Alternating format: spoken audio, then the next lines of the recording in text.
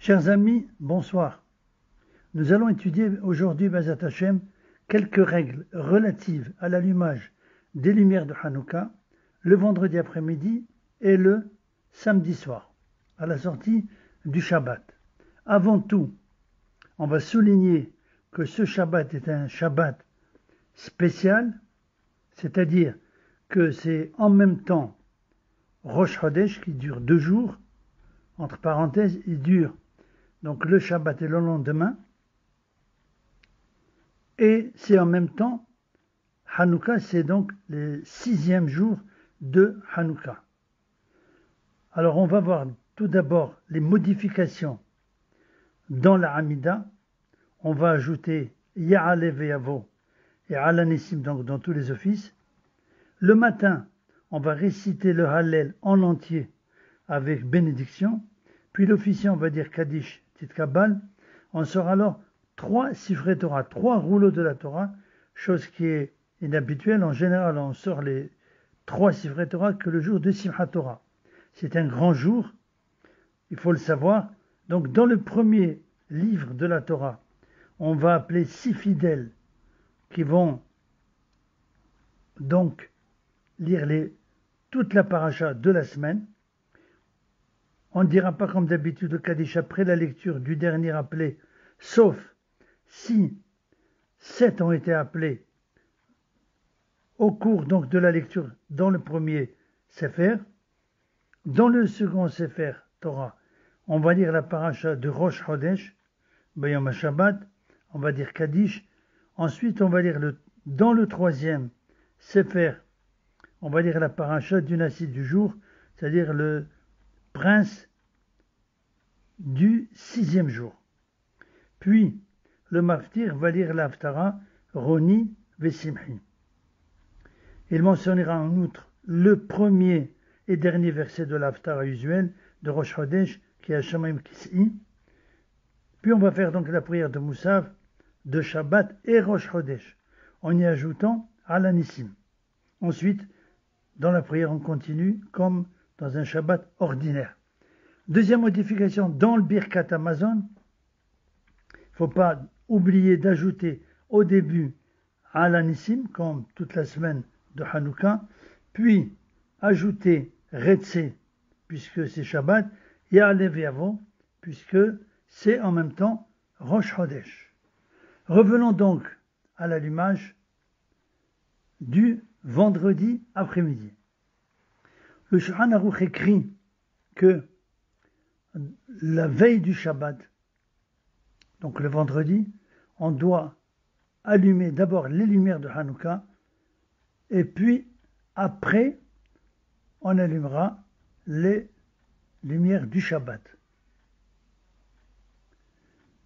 On devra faire donc les mêmes bénédictions que pour un jour de semaine, bien qu'il fasse encore jour au moment de l'allumage. En fait, les décisionnaires divergent pour savoir par quel moyen on accepte le Shabbat. Certains pensent qu'avec la prière, on accepte déjà le Shabbat, ou même avec une déclaration « J'accepte Shabbat maintenant ». D'autres pensent qu'avec l'allumage des lumières du Shabbat, on accepte Shabbat.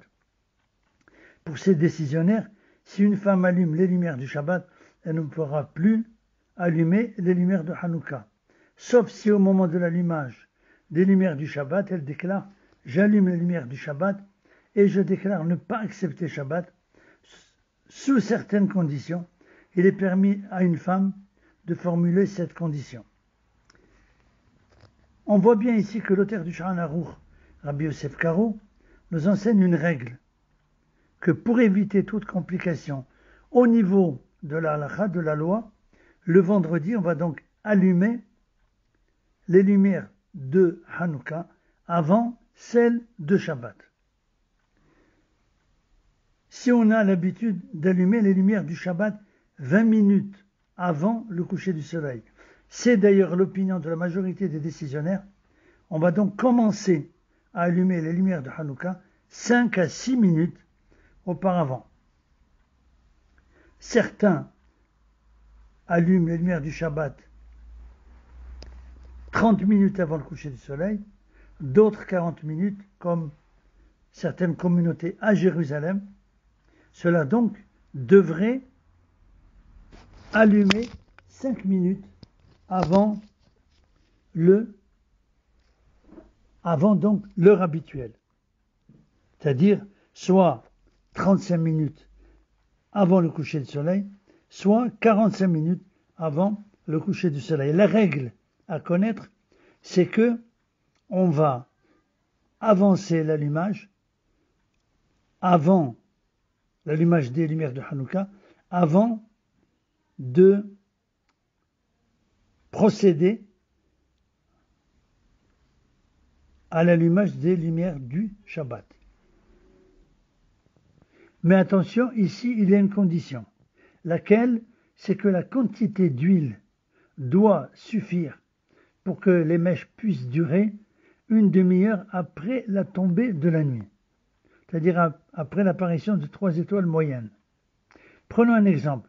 Supposons que le coucher du soleil à Jérusalem, Yerushalayim, soit à 16h45. En principe, en jour de semaine, on compte 20 minutes entre le coucher du soleil et la nuit. On va donc avoir l'heure de la nuit à 17h05. On devra donc allumer la veille de Shabbat les lumières de Hanouka à 16h45 moins 25 minutes. Cela nous ramène à 16h20. Pour pouvoir allumer les lumières du Shabbat à 16h25, soit 20 minutes avant le coucher du soleil, qui est donc à 16h45. La durée de l'allumage doit être donc 25 minutes avant le coucher du soleil, puisqu'on allume avant le coucher du soleil 25 minutes, plus les 20 minutes coucher du soleil jusqu'à la nuit, plus 30 minutes après la tombée de la nuit. Cela nous fait 25 minutes plus 20, ça fait 45 plus 30, 75 minutes. Cela veut dire qu'il faut donc avoir des mèches et une quantité d'huile suffisante pour allumer au moins 1h15, c'est-à-dire 75 minutes. Tout cela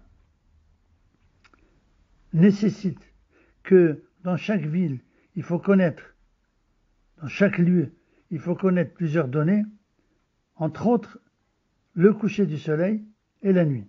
En général, en Europe, le temps qui sépare le coucher du soleil de la nuit est variable selon la latitude.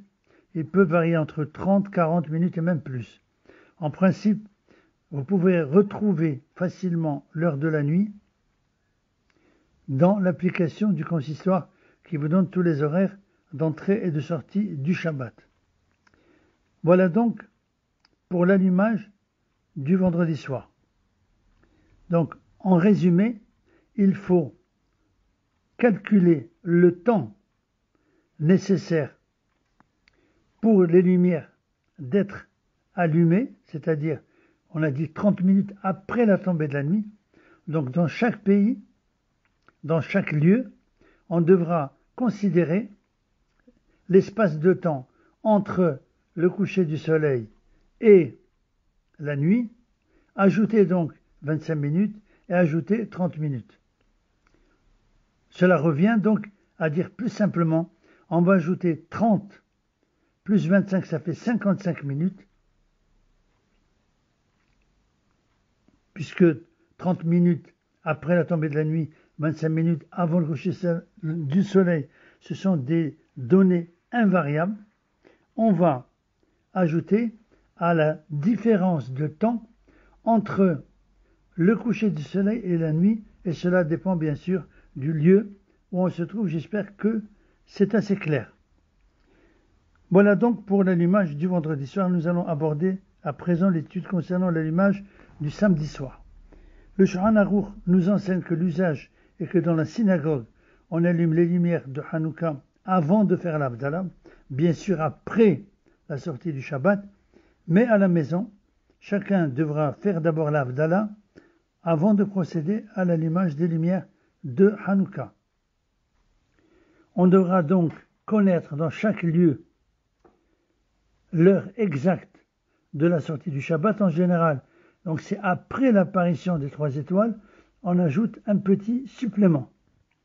Donc, chacun devra allumer les lumières de Hanouka en connaissant ces règles très importantes du vendredi, donc veille du Shabbat, et du samedi soir à la sortie du Shabbat.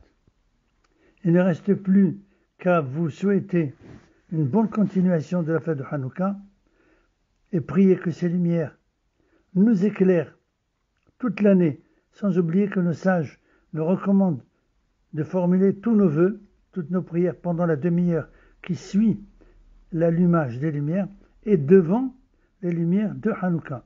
Cette demi-heure est très propice pour l'exaucement de toutes nos prières. Sachons donc en profiter.